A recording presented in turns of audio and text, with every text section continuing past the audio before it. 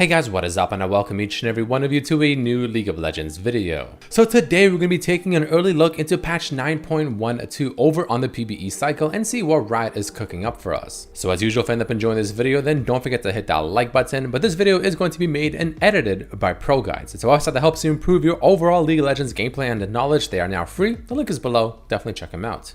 So starting things off, we're definitely going to be talking about Mordekaiser, of course, the newest rework, or almost like the newest champion in League of Legends. So let's go over the changes quickly to Mordekaiser if you're not fully aware. Starting off with his passive, it is now essentially his ult W, where as you auto attack and or cast 3 spells on a champion, you essentially get this big AoE kind of thing or metal flying around you that just does a lot of damage. Your Q ability is still slamming your mace down on the ground, except this time you actually literally hit the ground like a cone in front of you. And if you hit a target that's by himself, like a champion for instance, it does a lot more damage. Else, if you don't hit something by itself, it just does less damage to everything in that little area.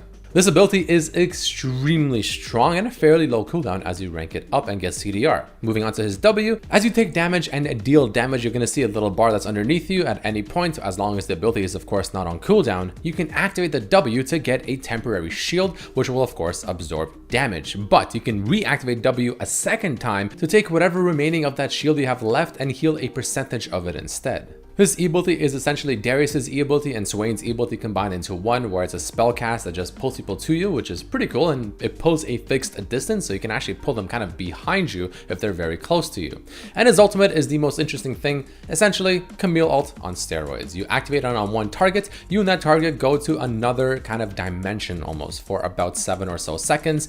It's in a big AoE, so you can only go just so far away from the area where Mordekaiser used it on you. So essentially, you're forced to fight one-on-one in a very small area, a very small space, and it's extremely strong, while also having Mordekaiser steal 10% of that champion's stats. All in all, this guy is the definition of just a walking suit of armor that just wants you to come at him, and when you do, he will probably smash your face in with his Q. He is very much a mage or AP champion, a lot more so than currently on the live servers. But all in all, extremely fun to play, extremely satisfying to smash people's face in with his Q ability and his auto attacks, and overall, a very good champion, very strong though. Moving along, we also have some quick reworks, or visual, reworks coming over for some champions like they did before with Renekton and things like that, Riven. This time is going to be for a Mumu, Lulu, Tryndamere, and Ziggs. Now, out of these champions, I think Mumu is the one that needed it the most. I mean, Ziggs is pretty cool, and Lulu and Tryndamere, not that much to update in my opinion, but Mumu's looks absolutely wonderful. But either way, all 4 of these champions did get a visual effects rework, so pretty cool stuff. But let's move over to the actual balance changes coming over. Starting things off is of course going to be that mini rework to Malphite that we've talked about, but let's go over it very quickly. His passive essentially just has new visual effects when he gets his armor back and stuff, and he scales much more off of the size of himself relative to how much armor he has. His Q ability apparently got reverted back to now stealing movement speed rather than just giving a flat amount and reducing a flat amount, so it's kind of what it is currently. But the part where it kind of gets to the target faster is still very much there. His W is now called Thunderclap rather than Brutal Strikes, where you activate it and your first hit does a bunch of extra damage, and then the next few auto attacks do that little AoE. And it still has the passive that essentially just increases the percentage of Malphite's armor. But the cool thing about this ability now is the fact that since it has the active effect to give him that raw of just smack down first before he does that AoE damage as well, this means that he'll be doing much more damage overall, whether you play tank or AP Malphite. And last but not least, his ultimate now has a new visual effect as well.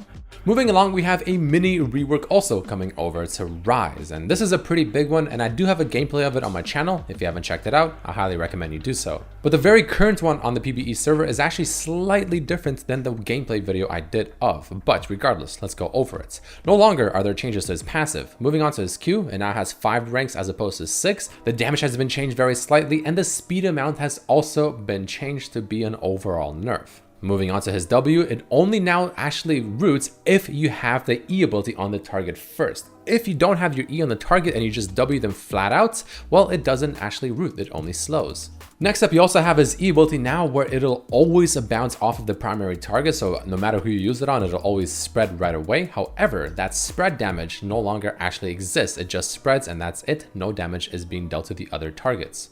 Moving on to his ultimate, it now has 3 ranks as opposed to 2, and it has a new passive effect compared to the one that I actually did the gameplay of. This new passive effect states, Overlord, which is his Q, the damage bonus against targets with Flux has actually been increased by 60% and it goes up to 100. The cooldown has been increased at rank 1 of the ultimate, the same at rank 2, but actually lowered by rank 3. And the minimum cast range has been increased and the maximum cast range has also been changed to just being 3000 period, rather than being 1750 at first and then 3000. But moving along to the next big change, we have Sylas. Now Sylas is also getting some pretty significant changes to his abilities. Let's start off with his passive. Not the biggest change when it comes to damage, it just kind of scales a little bit better as you level up and stuff, but the radius has actually been reduced by almost half, which is pretty big in my opinion. It now only does 30% reduced damage to targets other than the primary, but at least now it has 2 charges. Not sure if that's better, but I feel like this is going to make Sylas much more of a bruiser type champion, going conquer and mainly tanky items and stuff like that, rather than just kind of an actual mage. Next up, we have his Q ability Chain Lash, where the second Q damage, being the part, the little dot on the ground that explodes, the explosive radius on that has been reduced, the damage has been lowered, and the AP ratio has also been lowered by 20%, so pretty big nerf.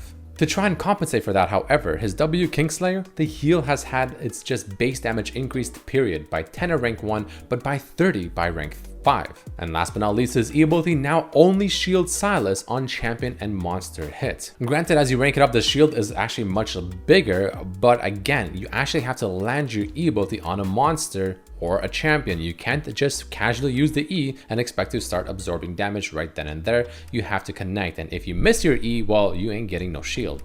But let's move on to the next quick change, coming over to Mr. Warwick, where the AP ratio on his Q ability has been increased by 10%, and that's about it. So not the biggest change compared to everything else.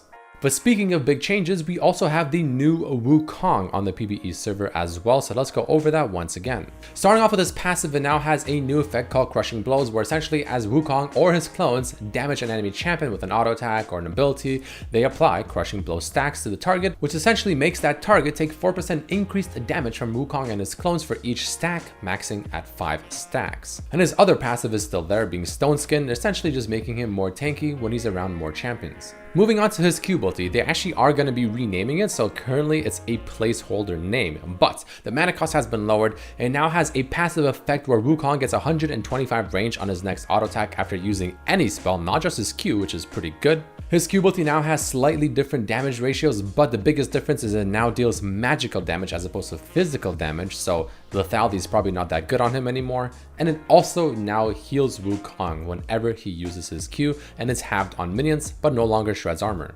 His W is more or less the same, where he activated, he creates a clone, but this time he actually dashes forward a little bit while being invisible. The clone actually can now auto attack the targets, of course, with his new passive effect, right, stacking up his passive. And it's a lot more deceptive because the clone can now get the E attack speed buff and also the Q on hit next buff if Wukong has it as he casts his W.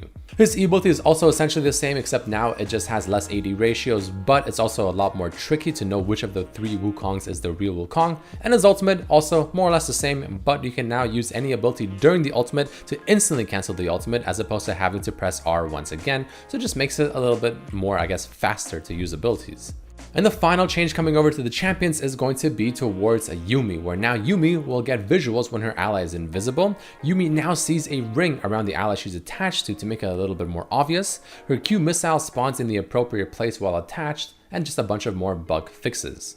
We also have some quick nerfs coming over to Corrupting Potion, where the health has been lowered, and the part of the potion where you deal damage as long as the potion is healing you currently has also been changed to being a little bit stronger actually during the laning phase, but it scales less. And of course, we also have some new absolutely gorgeous skins coming out as well. We have a Dark Cosmic Jin, which is a legendary costing you 1820 RP, I believe, but it's absolutely gorgeous. We have Dark Star Karma as well. And of course, we also have a Dark Star Shaco or Shaco or however you pronounce it.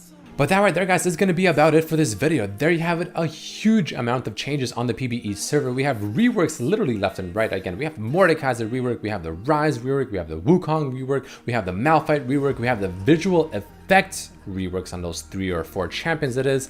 We have a bunch of other changes coming over to Sylas as well, to where it's almost like a mini rework as well. And I mean, Riot is just going crazy on some pretty massive changes. So let me know below what you think about them, which of them you think is the most impactful, which of them you think is going to have the biggest impact once they get released to the live servers, of course. And yeah, thank you all so much for watching. If you did enjoy this video, then don't forget to hit that like button, share with your friends so everyone else is aware of what's happening on the PBE server, because there is quite a bit. Let me know down below what you think of the new Mordekaiser as well. But either way, guys, thank you so much for watching. If you did enjoy the video, don't forget to hit that like button, share with your friends, all that good stuff. Check out my other videos as well, subscribe, and you guys know the drill. But thank you so much for watching, and I'll see you for the next one. Peace.